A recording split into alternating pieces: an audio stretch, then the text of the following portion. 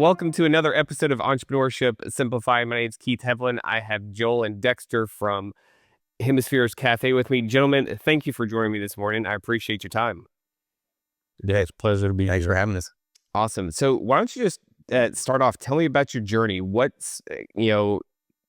made you guys go, hey, I want to start a cafe? Like what was the thought process there? How'd that get started? Well, I think Dexter tells the story better, but Okay. I'll give it a shot. I linked up with Dexter. We both used to work at CCAD, and there was just something that wasn't fulfilling for us. And Sure. so I reached out to him, and I remember he didn't think I was serious. And when I showed up to his door, he kind of freaked out, like, "What are you doing here?" So we went to his backyard and we just sat there and contemplating all the things that we could have possibly get into. And I think the one thing that stumbled across that piqued our interest was coffee. Now, I'm not saying that we grew up and we were always connoisseurs of coffee or anything Sure. like that. We just had a natural liking to it. And so we started doing some more research and deep diving on it. We went and actually took like professional classes on not just how to be like an effective barista, but also how to run a coffee shop. Sure. And so after that happened, we were just looking for a place to start. And the place that really showed the most promise was at the Corpus Christi Athletic Club. And so we gave it a shot and we reached out, and they were actually more interested in a shop that had like smoothies and other options for their members. There's a lot of a gym. The gym is a big part of the club. Sure. And so we had to make a decision on if we were going to adopt that. And of course we were eager. So we took it on, and we've been there for about 5 years now. Nice. Yeah. Okay. Yeah. And just to add on to what Joel says, because it's the details in the entrepreneur journey, right? So, we both were doing something on the side that was entrepreneurial prior to doing this. So if you already had that spirit and you work for a large entity such as the government, you're not going to feel fulfilled. You're like, man, I'm doing all this for them. Yeah. And so it was literally like a conversation like, hey, let's do something together. Because I'm sure it's hard to find people that have that same type of drive, that same type of spirit. So when you find that person, you're like, hey, let's connect. Sure. And, we, again, like you said, we gravitated toward coffee, and, we took it head on. And here we are today, as he said, 5 years later. Mm-hmm. A lot There of you go. pivots along the way. Yeah. Sure. So how long did that process from the time he showed up on your doorstep to like actually saying, hey, we're pulling the trigger, we're going to start this thing? What was that timeline like? I would say, if I give you an accurate timeline, we started the conversation around November of 18.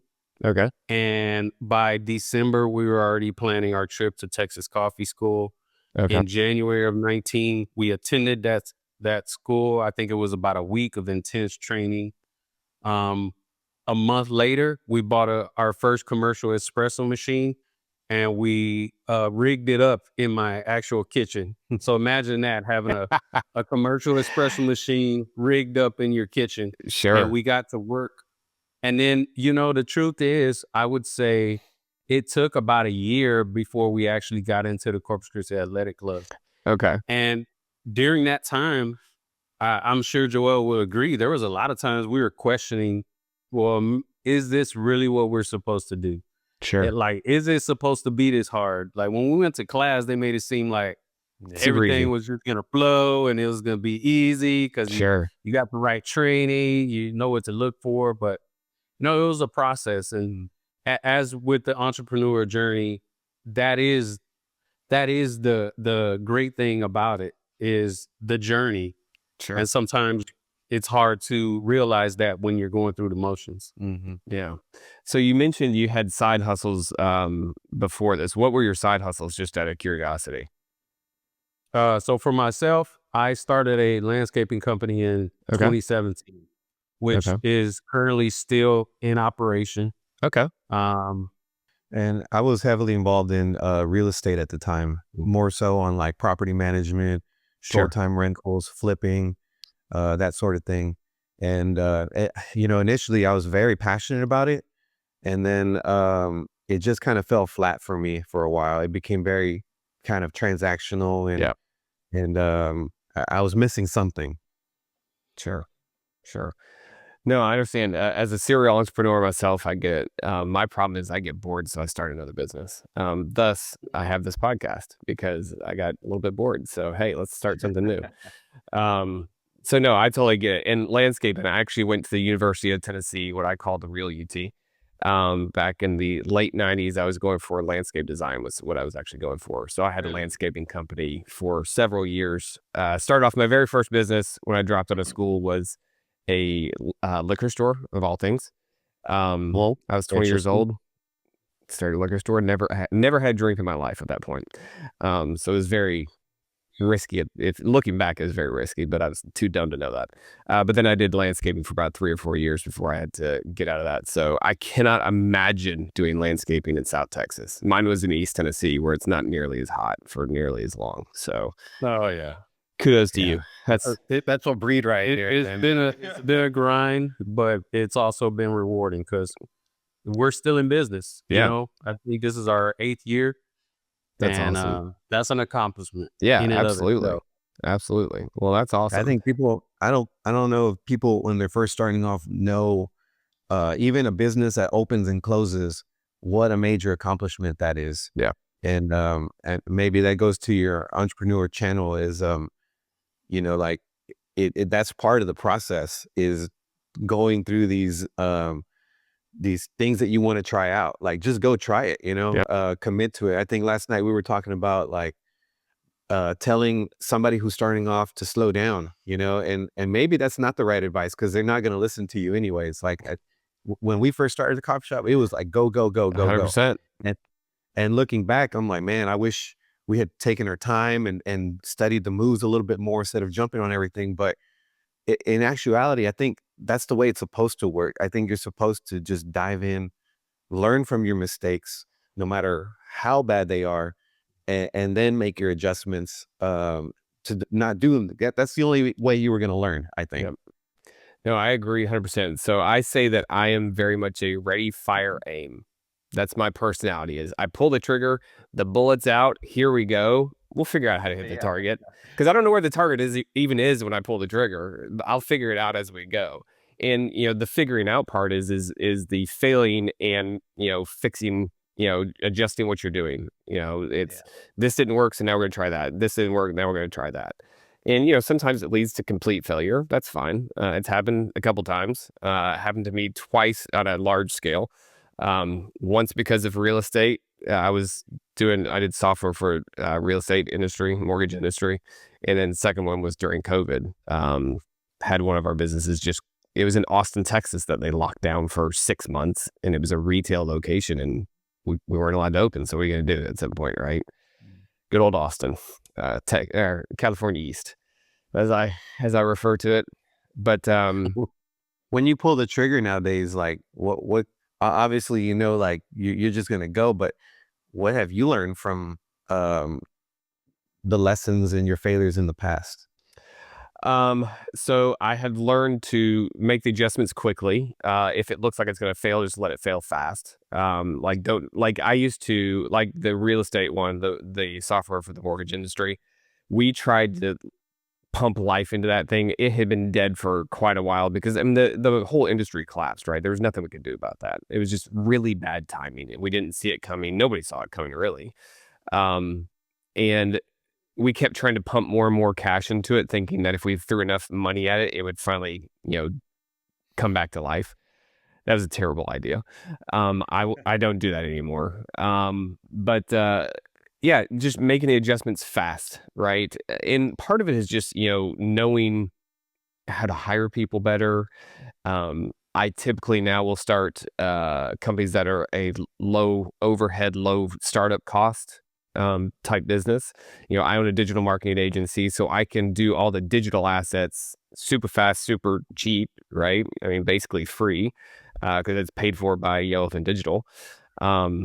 So it makes it so starting something up is not, it's just not scary. It's not a big lift, right? I don't like doing retail because like a coffee shop, like Joel, like I told you, I have this great idea that I'd like to do, but I mean, it's not fit. Like one, is not physically here. So that's a little bit of a problem, not terrible, but a little bit of a problem. But two, I mean, you come up with all this capital, you got to go invest all this capital. You have to find the right people to run it because you're not physically there. And that's a big lift. Where I am with a 10 and 11-year-old, can't do that right now. Yeah. Like there's just knowing the limitations that could I do it? I absolutely think I could do it. Could I pull it off and be successful? I absolutely think I could.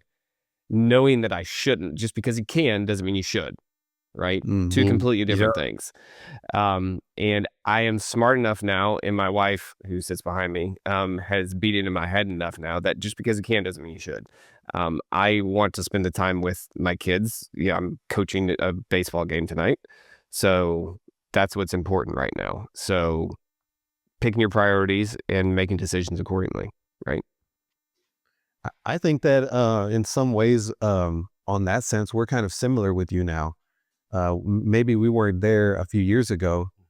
And something that we haven't even touched on was um, our cafe.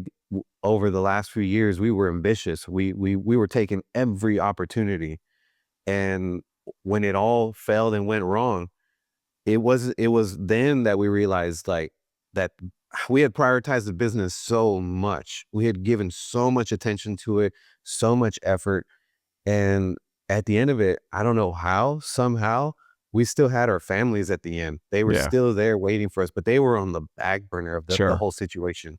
So much money poured into this, and we just thought like, oh man, like almost a reflection on ourselves at the time. We were taking it so Sure. personal. Yep.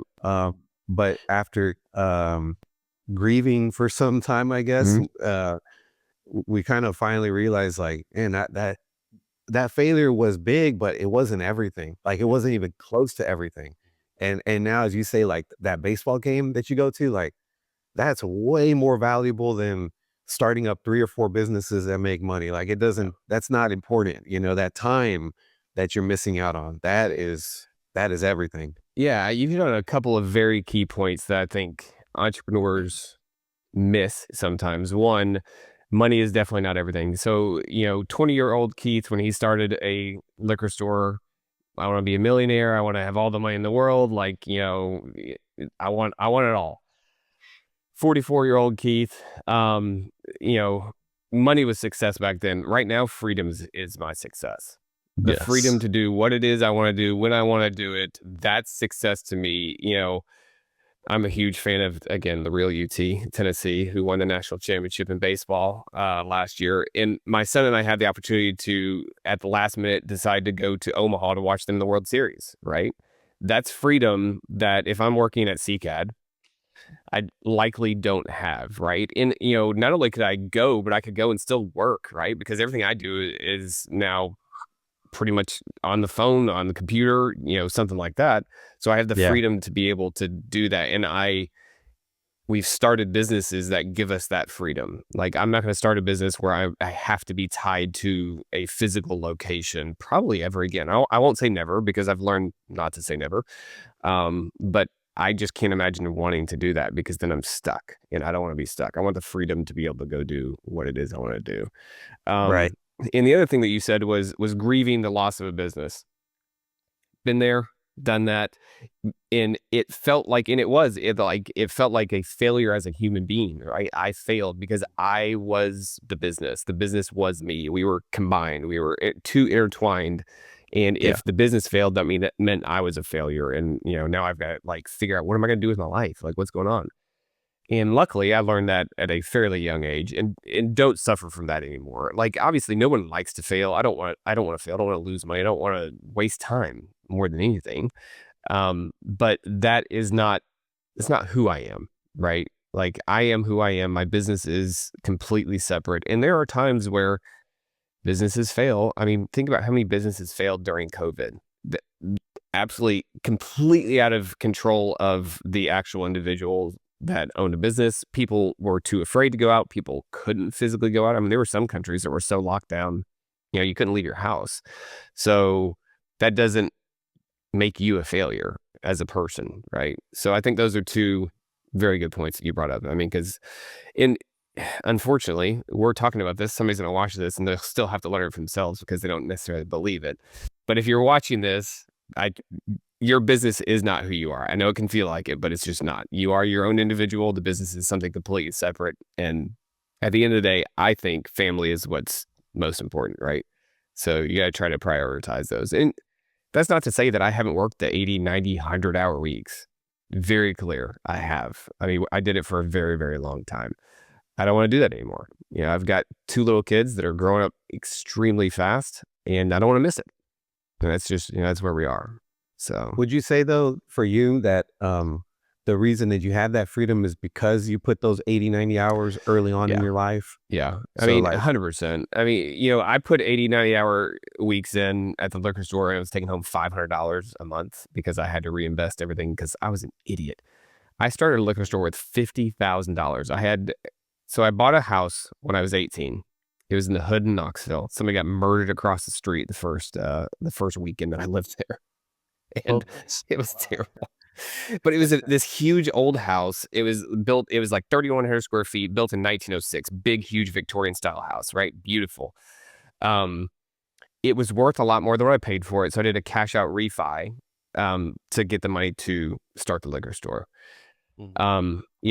Because I couldn't afford to hire anybody, I just had to work a ton of hours, right? When the software company that we started failed, I had to go work for a car dealership. It was the only job I've had as an adult, really. I started off as a underwriter for used car loans and then ended up managing 4 car dealerships from Vegas to Charlotte, North Carolina. My wife helped me. That's where I met her, was in the car dealership. She worked for the software company. And she and I flew all over the country working together, working 80-hour weeks all the time. And then we had one kid. We had Annabelle, and we drug her along with us. We had a traveling nanny because we both worked, full time. So we had a traveling nanny. And then she got pregnant 4 months later, and we were like, nope, can't do it with 2 kids. So that's when things changed. But, working those hours, it helped me learn a lot. And it also, I made a lot of money that gave me the freedom to be able to start businesses, to have the capital to be able to start some businesses. But yeah, I had to put in the hours to be able to have the freedom. It definitely doesn't come early. And I've got a buddy who I helped start a pool company here in Corpus. And he's going through that right now. Is like, man, and he actually coaches baseball with me. Man, it's nice to not work out at the base anymore. But you trade one set of handcuffs for a little bit for another one, because until you get it up and going enough, you're the man. You got to do everything. Like, you're the one cleaning the pools. You're the one answering the phones. You're the one doing the billing. So he's learning that right now, and he's doing a fantastic job. The business is booming. It's growing so fast he can hardly keep up. But yeah, he can't just take off and go to Omaha if he wants to. He has to plan that thing out because he's the man doing everything right now. Yeah, but at least he can. At least he has that privilege to be able to plan. Where some people are, I guess maybe to your point, it's nice when. Okay, the positive about the entrepreneurship, or I should start with the negative. Negative is that it requires a lot of work and time, and it's going to test your endurance and how long you can put up with it. But if you stick around, the trade-off, it's a chance still. Sure. But the trade-off is that you could gain more time in your life and not be, I guess, stuck to the same repetitive job over and over again. And just trying to like, if you want to experience life to the fullest, starting a business is one way to maybe do it. Yeah. I guess financially speaking, at least. Yeah. I mean, it gives you some financial freedom. It gives you some freedom of, responsibilities to someone else, right? You're only responsible to yourself and, your partners. So yeah, absolutely. You kind of actually get a little more appreciation for your old job or your old corporate job, wherever you come from, because you're like, oh, as you said, now I got to do everything. Yep, you're the man. You were just wearing one piece. Yep. Yeah, absolutely. So I think, Dexter, I think it was you that said that you guys had to pivot So what kind of pivots have you guys had to have inside the cafe business? A lot. Well, yeah, I think so. One of the nuggets that we haven't really talked about yet is that we actually started, we were set to open in March of 2020, right when COVID happened. Literally, right? We're starting, Worst time COVID ever. happened. And so we got pushed till May. Sure. So that was the first initial pivot. Yeah. But we were naive. We didn't know what we were doing. Sure. As Joel mentioned, we went to coffee school. That was our complete intent. But we're opening up in a gym. Well, you're not going to survive on coffee sales alone. Sure. So immediately we pivoted to not only offering coffee, but offering smoothies and shakes. Sure. So we found a partner in that, and that's been a great relationship. They've helped us out tremendously. Within a year, we were offered an opportunity to open at Texas A&M Corpus Christi. And so we took that opportunity, again, naively, not necessarily knowing what we're getting into. And Sure. immediately, the biggest requirement that we had to do that we weren't used to was providing food. Yeah. Right? Yeah. You got Yeah. students that are coming out of classroom. They got a short amount of time. They want something quick, fast, and to get them to their next class. Yeah. So we had to pivot and start now not only doing coffee, smoothies, shakes. Now we're a food provider as well. Yeah. And events. Events. A different financial model. We're used to paying a flat fee. Now I'm paying a percentage. Yeah. And we're like, oh, that sounds like we can do it. We Interesting. were like scaling, barely getting by. Yeah. That was a big lesson. Yeah. That financial percentage, we went into that again naively, and we came out, we negotiated a better deal in the second year, Sure. but it took learning that hard lesson the first year at A&M. Mm-hmm. And, the last pivot we did was we moved to our flagship location, which was the dream. This is the drive-through, the dine-in, the brand new cafe. This is what we thought about from the very beginning. And we went into that very ambitious, poured a lot of money into it, poured a lot of effort into it. And again, this is the third year in business. So we're just going. Sure. And I think we lasted, 6 months? Ish. Yeah. Ish. And it just crashed. And everything that we had put into it, all the effort, all the research as far as demographics, it was irrelevant. Sure. At the end of the day, all the things that there is so much that goes into it that you don't, you think you considered it, but did you really? Yeah. And that the consideration was translated into a budget, and that budget just got swallowed up like that. 100%. And our option was to keep pouring. And at a certain point, like, there was just no more money. Yeah. And that was even, I guess, more salt to the wound. Like, you're taking money out of your personal account and you're reflecting like, what am I doing? I'm supposed to be Am I making money. insane? Yeah. It's costing me business to own this. Costing me money to own this business. You're taking out of your retirement. You're pulling the savings. Now you're in the sketchy business. Now you're trying to like hold on to funds and try to like just move stuff around. And eventually it just took us under. Yeah. Yeah. And a credit to Joel, because Joel was really, I think, that gets into who we are as people. We're two different people and we have two different approaches. And I know at the time, Joel was really the one that pushed, like, I don't think it's going to work. Like, we just need to cut our losses. And for me at the time, that was very hard to hear. Oh yeah. Like, we put in so much, and, we ended up making a decision to cut the cord and move past that. And once I got beyond my grieving period, I understood, right? There was a purpose. Yeah. But I think, that's why in the landscaping business, I started it by myself. I'm a sole owner. And so all those decisions come down to what's going on in my mind. Sure. Whereas when me and Joel, again, him and I are two different people. Our thought processes are different. Our beliefs are different. The way we look at life is different. But that's also what's made us a great partnership, is because we can look at those different things. So, And I think when that happened, he was scared that, well, not, I wouldn't say scared, but worried that our friendship was going to end Sure. when, Yeah. when the collapse happened. And I think there was even a moment where you were kind of like hesitant to reach out to me or talk. And um, I'm just glad that it wasn't that, you know, like that, yeah, that didn't define us. That, it was the emotions, yeah, right? Like it's a difficult time, Yeah.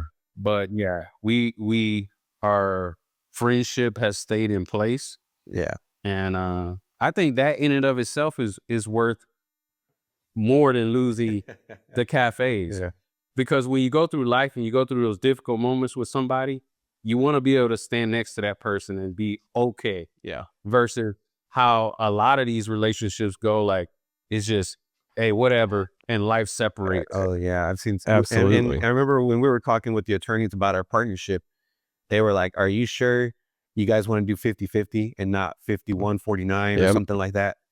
And we didn't really understand it at the time, but as we moved forward, we started to see how a lot of businesses will open up with partners, and then one partner would just go vacant, Yep. and then, or, well, I'm the money guy, I don't need to be there, Yep. or there's just this misunderstanding of how much effort one person was going to put towards the other. But him and I have, I think we've recognized equal amount of efforts in different ways. And I don't think that most partnerships can really grasp that. It takes, you know, him and I have grown more than just business partners. Like, he's helped me with my relationships. He's helped me with family advice. He's helped me extend my emotional intelligence to beyond just a reactionary state, you know? Sure. And so that development as partnership as men has, I think that's what helped us get through any business matters or issues. It's always something greater between him and I. Yeah. That's great. And that's a testament to who you guys are as men, because I've had multiple partners in the past. I will, again, I'll never say never, but I'll likely never have a partner ever again, because at the end of the day, no one's ever going to outwork me when it comes to business. Even if it's not tons of hours, the amount of work, and again, this is just over doing this for a really long time. The amount of work that I can get done in a short amount of time is a lot at this point. I'm just very efficient with the work that I do put in, and it normally becomes a problem because I'm putting in tons of work and I'm carrying the load. And at some point it's like, oh man, that doesn't feel good. Right. Ugh. Yeah. And you know, I've always said that, hey, anytime a partnership has had to dissolve for whatever reason, I'm like, hey, whatever you think is fair, because I like, if I don't think it's fair and I get, you know, the short end of the stick, we'll say, I'm okay with that. I'll be fine. Right. I'm not going to necessarily like it, but I don't ever want somebody else to feel like I've tried to get one over on them, because at the end of the day, my integrity is what I have. Right. And you might not like me at the end of it. That's fine. You don't have to like me, but I don't want anybody to be able to ever look at it and go, ooh, man, you did wrong by that person. That's, you know, because that's not what I want. So kudos to you guys for being able to do that, because most people can't go 5 years in it. I mean, because it's like, it's, you know, just like a marriage, really, right? Like, you're stuck together. You're stuck together emotionally. You're stuck together financially. Like, I mean, it's a second marriage, really. So kudos to you guys for being able to do that. So back to this flagship location is interesting to me, because as you're explaining Corpus Christi, where's your first Club? athletic club? I've never been in there. Club. Yeah. So you're there, you're at TAM-UCC, which those are kind of similar, right? Like, you can't, there's limited, marketing that you can do to the people, like, because it's not like you're going to market to somebody on the south side to come over to TAM-UCC and get a coffee, right? Like, that's not a thing. And then you start what is a very similar business. You're selling the same stuff, but it's a complete different type of business, because you have to drive all the traffic, right? You're responsible for getting 100% of the people into that location to buy it. Whereas the other one, the people are there, you just got to convince them to buy once they're there, right? So it's really interesting to me, because again, very similar businesses, but completely different in the fact that how you have to obtain your customers. So do you think that was part of the struggle, was getting the people into the location, or was it just doomed from the start? Expenses were too high. What do you think led to it not working out? A little bit of both, I'd say. So it was a brand new location, and people just weren't used to driving into there. And a lot of times people want to lock in a commercial building, like if they're a barbershop, they want to be the only barbershop. Sure. If they're a coffee business like us, we locked it in. Well, I think that's actually doesn't work. So if you go to like a mall, you have a food court, you have all different kinds of food. Sometimes they're similar. That actually drives more people to the area. And so we didn't have that effect. We were a little coffee shop inside of like I guess our mostly other commercial business, had nothing to do with food, drinks. And so I think it wasn't inviting to people. And Sure. then, as you said, we expected a budget, and then it went way over that. I Sure. think it could have worked had we put maybe another $100,000 in marketing and advertising. 7 Brew, something that we saw is that, like, probably during the first 3 months, all they do is like they give shit away for free. They give shirts, they give drinks. They're creating a new trench for you, a new Yep. pathway in your brain, and getting there. You get used to it, and once you get used to it, that's all it takes. 100%. But we could never get that hook from drive-through traffic and flow, and so it was hard to, um, I guess, it was hard to put in the money forward when nobody was showing up. And if you're not ready for that, then that can take you under. Yeah. And then we got like a sampler plate of different businesses. One was a flat fee, I guess monopolized in a sense, because there Yeah. was no other traffic flow in there. A&M was similar, but the fee structure was different. And then the flagship was like a full-blown different experience. Like, we really weren't ready. And then our presence socially, like on social media, wasn't there with the community. It was always within its own little bubble. Yeah. So to expand upon that was difficult. And then our marketing, like, so we didn't really have a strong marketing presence. So we invested into social media very heavily. And it turns out that alone isn't enough to drive traffic flow. No matter how much money you put, I think you mentioned, like, don't pay for Facebook ads. Like, we were dumping money and all kinds of stuff into Facebook ads and trying to generate the traffic flow and awareness. But I think something more critical, if we look back, something we should have done is been more involved with community, like actually hands-on, talking to people, connecting, always out there in front. And we were still full-time workers. Sure. So that was Sure. another thing that we didn't have the time for fully dedicating into it. But even if we had, we'd probably be in the cafe. So you need, as I said, a separate budget of somebody just outreach, networking, going out there, giving samples, giving shirts.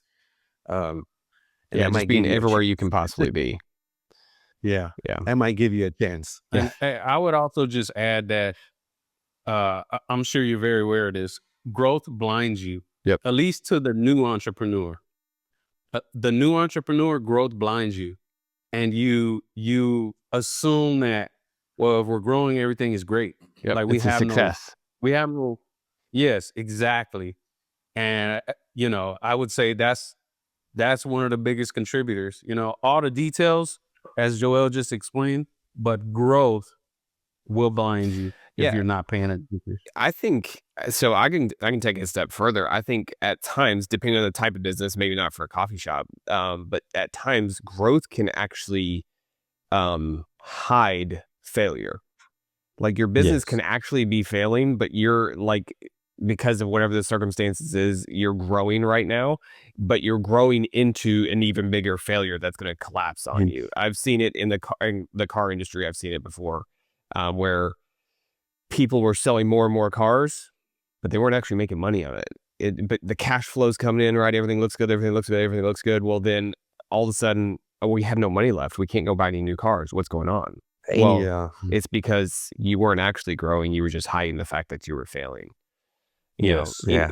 So it's So growth can confuse you. especially like you said, if you're a new entrepreneur, it can confuse you and trick you into thinking that things are better than what they actually are.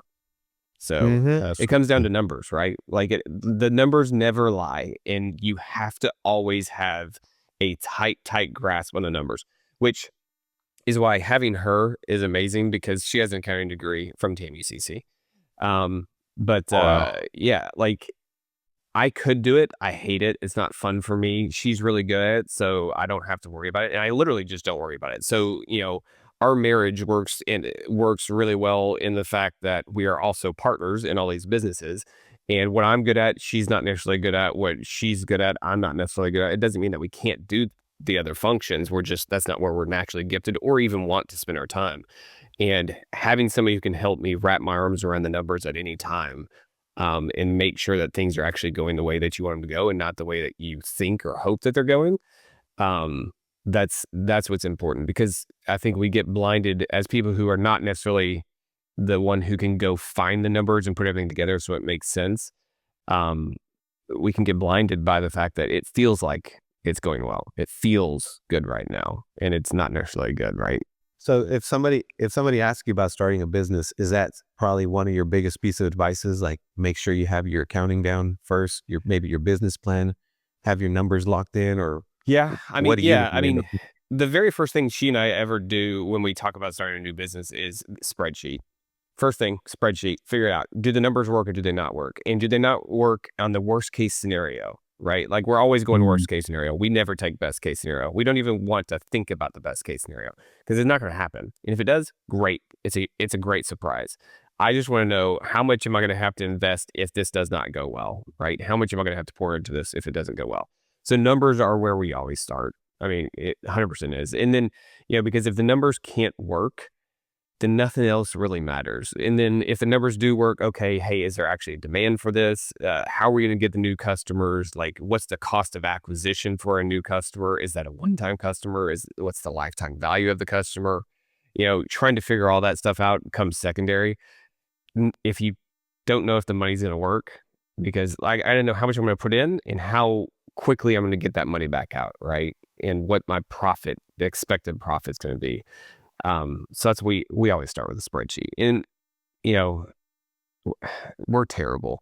If you're watching this, sorry, we don't do business plans because we don't have outside investors, right? Everything we do is self-funded.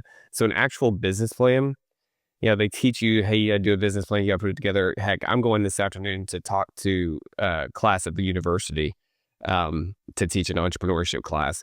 And he makes him do a business plan, which is great because it teaches you the basics of what people are looking for. But Mhm. we've done, I've probably started 15 businesses. She's helped me probably start like 7 or 8. And once you've done it enough, like the actual business plan, you know it in your head, you know the different steps. Sometimes it helps to just lay it out. But frankly, if the numbers don't work, we don't even get to the next step. So it doesn't matter. Just push it off. And okay, that was a good idea. Didn't work. Cool. Moving on. So yeah, we're terrible about business plans. But when you don't have an outside investor, you got to make sure all the different pieces line up like you're supposed to. And we probably should do a business plan every time. But yeah, we're not good at it. How are you with opportunities now? Is that kind of like, maybe that answers the same question, but like, you go through your numbers first before any opportunity comes through you? You just screen through it? I What do mean, you mean? because, and I asked that question because for us, but we were so eager to just take everything on. Sure. It just sounded like a good idea. Sure. And even we ran the numbers, it seemed good, but there was always little things that I think maybe we're a little more optimistic on the best case scenario, as you said. And maybe we had gone worst case scenario, we'd probably be less likely to take an opportunity, right? It's an opportunity, but not for us. Right. Yeah, being able to say no. There's opportunities, especially for she and I. They present themselves all the time because people have seen us, and seen some of the success we have. Nobody pays attention to all the failure that we have, right? Because they only want to see the glass half full, and they just assume that if you're a small business owner, you're wealthy, right? That's how that works, Oh yeah. right? Yeah, yeah. Everybody's rich. Yeah, okay. I wish. But you know, we get opportunities all the time. People saying, "Hey, I got this idea. Hey, I want to partner with you guys. Hey, hey, hey, hey." Um, for the most part, because again, we've been burned by partners in the past. We just say, "Hey, thanks, but no thanks." I mean, like I'm happy to help you. I'm happy to walk through this with you and figure out if it is a good idea. In fact, that's the whole reason I started the Box Business Solutions, is because I've helped so many people start a business from scratch, most of the time as a side gig, and grow it into their full-time gig. Like a pool company I was telling you about earlier. He started as a side gig while he's working out there at the base. Now he's full-time, blowing and going. He needs to, Brad, you need to hire somebody. He needs to hire somebody bad because he's going to kill himself otherwise.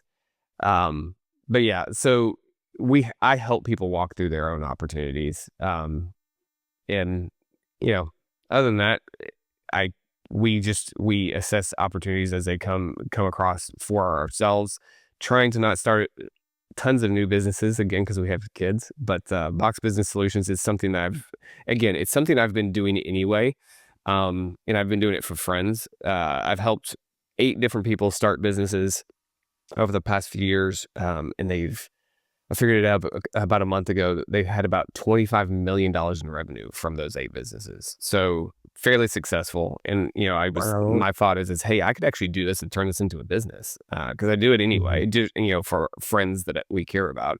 But being able to do it as a business to help people who have an idea but don't know where to go, right?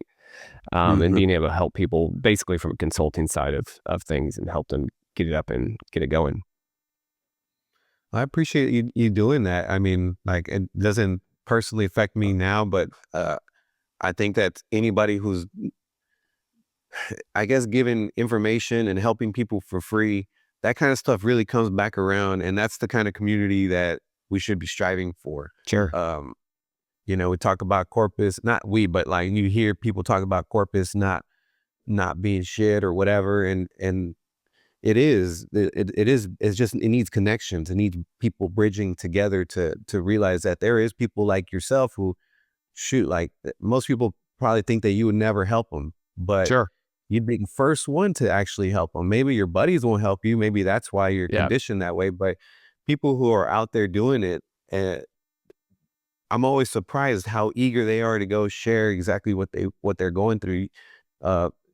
We asked an old friend that ran a Chick-fil-A to give us some advice and input, and he like one weekend he just showed up and started helping us out, and I was That's just awesome. shocked. Like, I Yeah. can't believe somebody at that level gave up their time, you know. And it you'd be more surprised to see that people at higher levels, and I'm talking financially, right? Sure. People who are doing businesses and actually being successful, you think that they don't have time for you, but if you are genuine and you care and you show interest and you're willing to do your part, they'll very likely be there for you. Yeah. And that's the fun thing for me. So you and I first met at one of the lunch and learns, right? At the Innovation Center.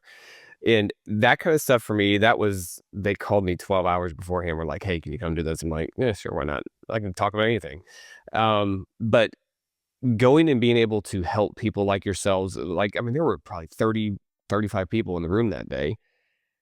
If I help even one of them, it was a success for me because I have been blessed. God has blessed myself and my family and our businesses enough that there's no reason, if I am able to, because I have time, you know, because I don't have a commitment, that I can't go help other people.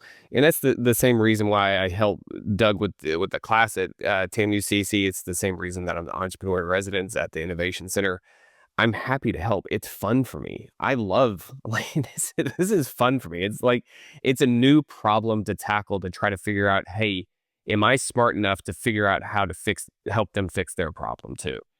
And sometimes I'm not, right? And there's nothing wrong with that. It doesn't mean I'm a failure. It just, you know, okay, like I couldn't figure that one out. Okay, moving on to the next one.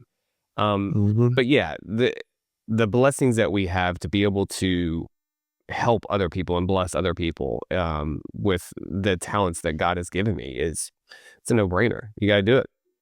You got to, in my opinion. It's just, that's what's been laid on my heart anyway.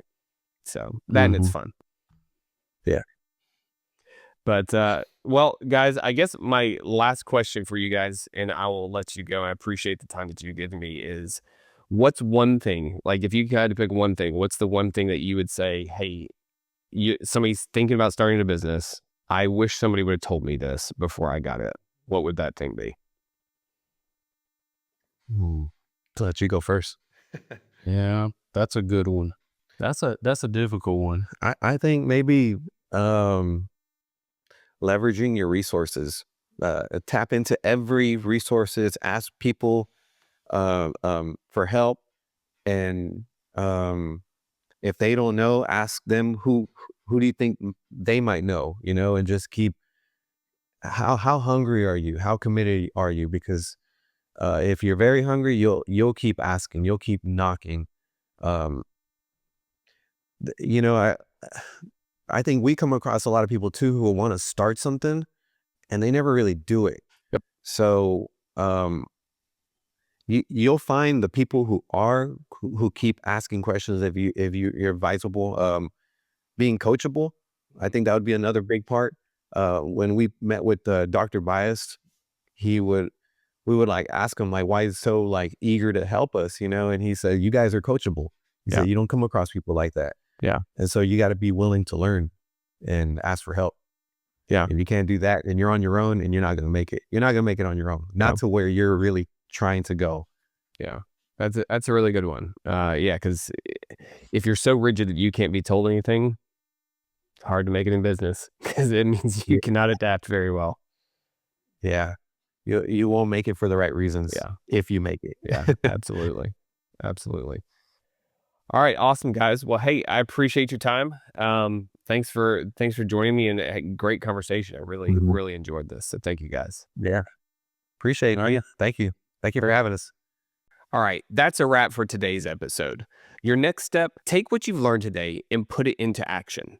Now, if this episode gave you something to think about, do me a favor and leave a review, or share it with someone you think needs to hear it. And if you have any thoughts, let's continue this discussion. You can find us on social media, Facebook, Instagram, and LinkedIn. Let's simplify entrepreneurship together.